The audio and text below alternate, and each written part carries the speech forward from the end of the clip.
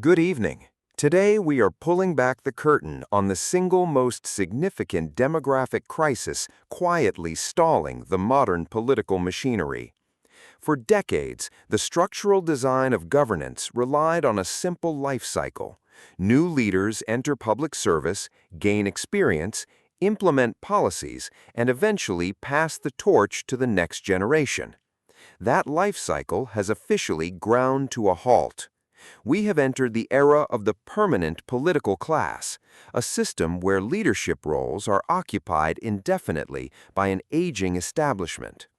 The phrases circulating across independent networks point directly to an institutional deadlock, but to understand the real impact, we must look past the immediate headlines. The core issue isn't merely the age of individual lawmakers, it is the systemic policy inertia that occurs when the entire governing body remains decoupled from the lived realities of the modern workforce. Sociological data indicates that the average age within legislative chambers has reached historic highs, creating a widening representation gap. While the general population navigates a hyper-accelerated digital economy driven by automation, artificial intelligence, and fluid labor markets, the statutory frameworks managing these sectors are being drafted by individuals who began their careers before the advent of the consumer internet. This disconnect creates a massive operational vacuum. When the leadership apparatus lacks first-hand experience with contemporary economic pressures, the resulting policies are inherently reactive rather than visionary. The domestic fallout of this demographic freeze is manifesting across critical sectors. Institutional analysts point out that long-term strategic planning in infrastructure, environmental policy, and educational reform is frequently deprioritized in favor of short-term status quo preservation. Because the entrenched establishment operates on compressed political horizons, the structural challenges facing future generations are consistently kicked down the road. Furthermore, the internal mechanics of political parties have become completely bottlenecked. Rising leaders with fresh perspectives find their advancement permanently blocked by archaic seniority systems that reward longevity over innovation. This artificial ceiling actively discourages a younger, highly qualified demographic from entering public service, leaving the entire system starved of new ideas. As the strategic demands of a hyper-connected world accelerate, the contrast between an agile global landscape and a stagnant domestic leadership class grows increasingly stark. The stability of modern governance depends on its ability to self-correct and evolve, yet the current guardrails are locked in place by a class that refuses to relinquish control. The stage is set for a massive institutional reckoning, and the structural integrity of the system is facing its ultimate stress test. Stay with us as we unpack the full geopolitical and cultural consequences of this systemic deadlock in our next segment. The long-term institutional fallout from this demographic bottleneck is rapidly shifting from a localized succession issue to a fundamental structural crisis within modern governance. As external technology grids and global economic frameworks accelerate at a breakneck pace, the internal operations of the statutory system remain completely bound to outdated administrative habits. The core systemic vulnerability is no longer just about the average age inside leadership rooms. It is about the institutional defense mechanisms that actively protect this entrenched class from any form of competitive renewal. Public policy research indicates that modern electoral systems have become hyper-optimized to reward pure longevity rather than innovative governance, transforming what was meant to be a fluid representative body into a static, self-preserving bureaucracy. In the immediate wake of recent institutional vacancies, the structural defects of this setup have become entirely impossible to ignore. For the modern public sector, this permanent freeze has triggered an unprecedented slowdown in functional output, resulting in some of the least productive administrative terms in modern history. Constitutional analysts point out that the legislative framework is no longer designed to proactively solve long-term public issues. Instead, the machinery has shifted entirely to short-term maintenance and crisis containment. Rather than modernizing operational guidelines to address complex technological shifts, the established governing class acts as a stabilizing anchor for an obsolete status quo. This structural calcification leaves the entire system deeply vulnerable to sudden global disruptions, as the decision-making apparatus lacks the agility to implement fast, data-driven solutions. But while technical analysts track the decline in legislative productivity, the internal power dynamic within party machineries has created an even more damaging bottleneck. The continuous protection of the permanent establishment has completely starved the system of administrative mobility. Talented policy specialists and rising innovators find their careers permanently capped by seniority protocols that prioritize institutional survival over operational competence. Instead of fostering a healthy competitive environment where fresh strategies can rise to the top, the current framework forces a younger generation of qualified professionals out of public service altogether. Simultaneously, the broader strategic relationship between the governing class and the general public has fractured along deeply systemic lines.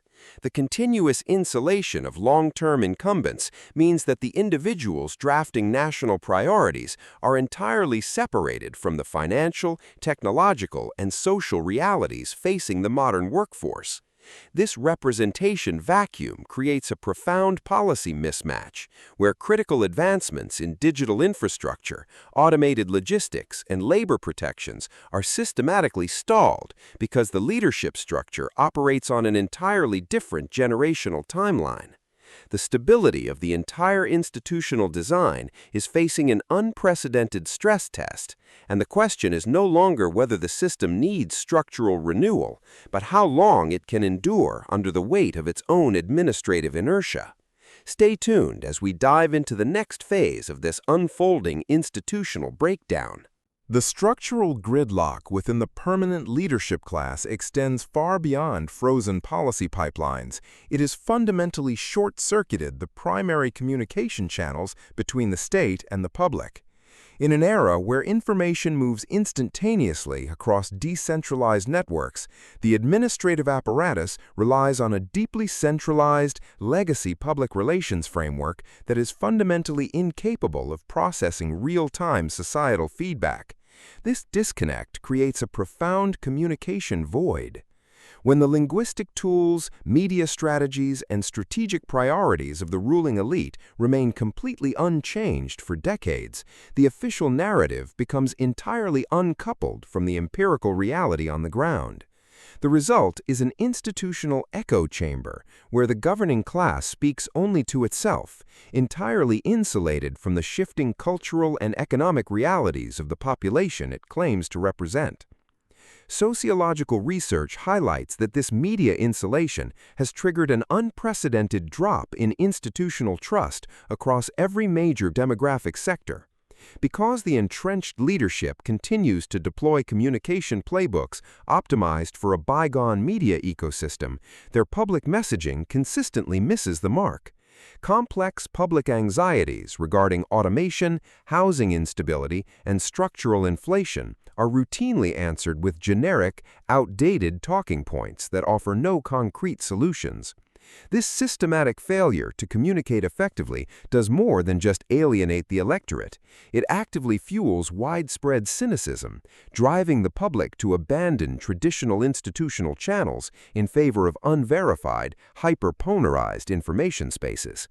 The communication breakdown has effectively paralyzed the democratic consensus, leaving the system unable to unite the public behind any long-term national initiative.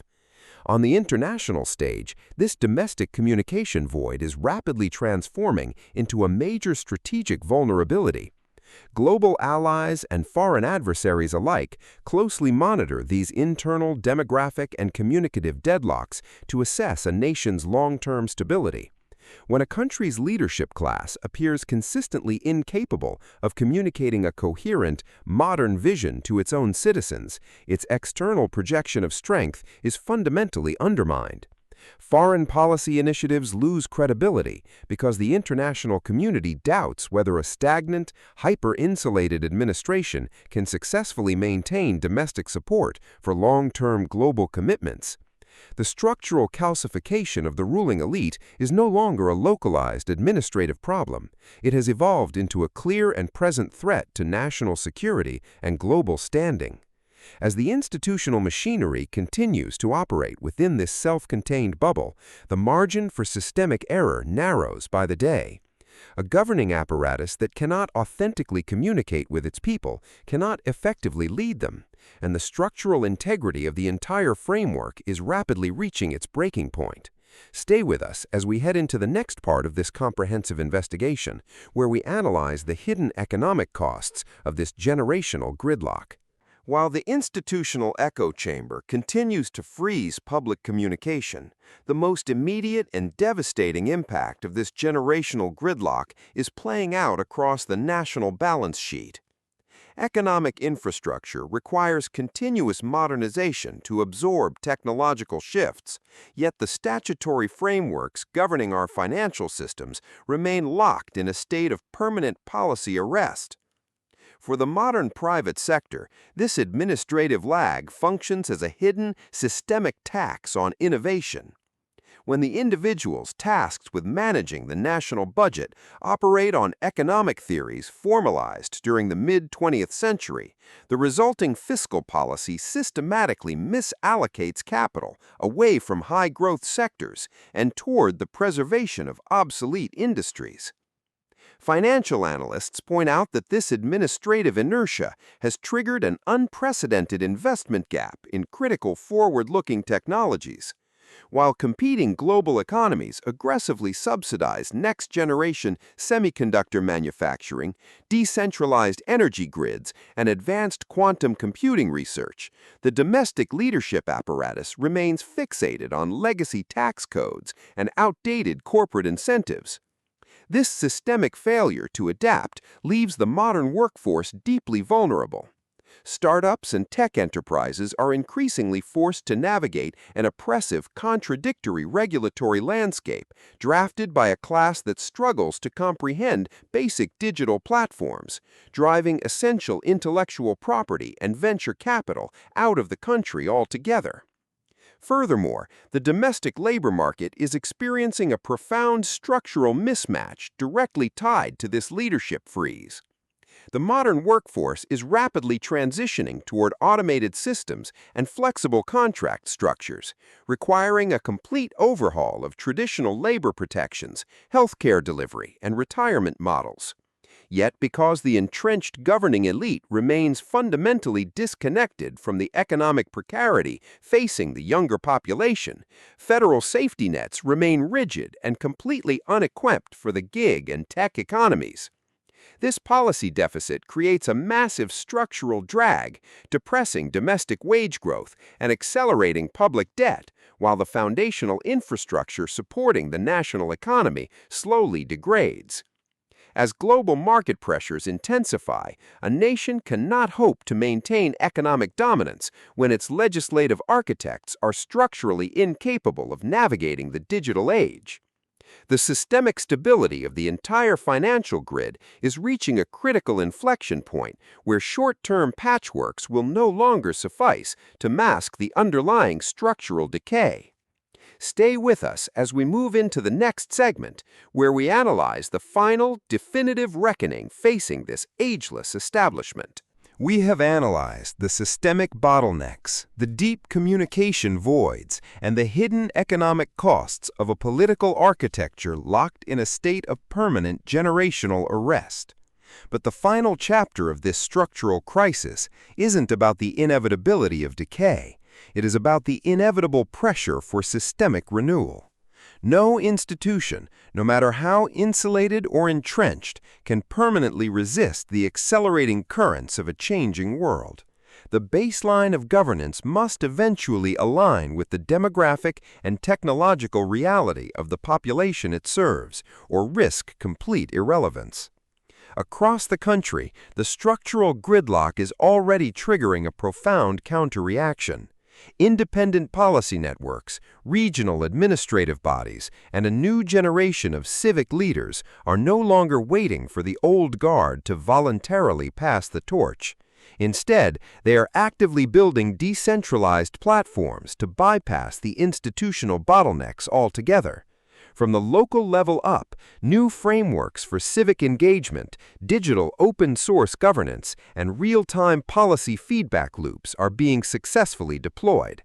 This grassroots modernization is proving that the capacity for structural innovation doesn't require permission from an archaic seniority system. It simply requires the willpower to build the future in the present. As these parallel dynamics reach a critical mass, the ultimate lesson of this long-term demographic freeze becomes clear.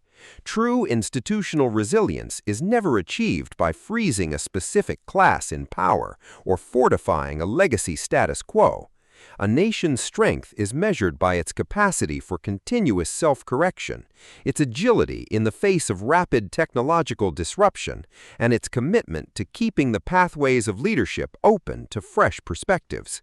The old paradigms of the ageless assembly are hitting their absolute limit, and the foundation for a highly practical, forward-looking political life cycle is already being laid down. The immediate crises will continue to challenge the system. The old guardrails will continue to be tested, but the trajectory toward structural renewal cannot be stopped. The architecture of modern governance is evolving, and the next generation is ready to take the wheel. Thank you for staying with us through this comprehensive, multi-part strategic investigation. Analyze the data, question the establishment, and stay vigilant. Good night.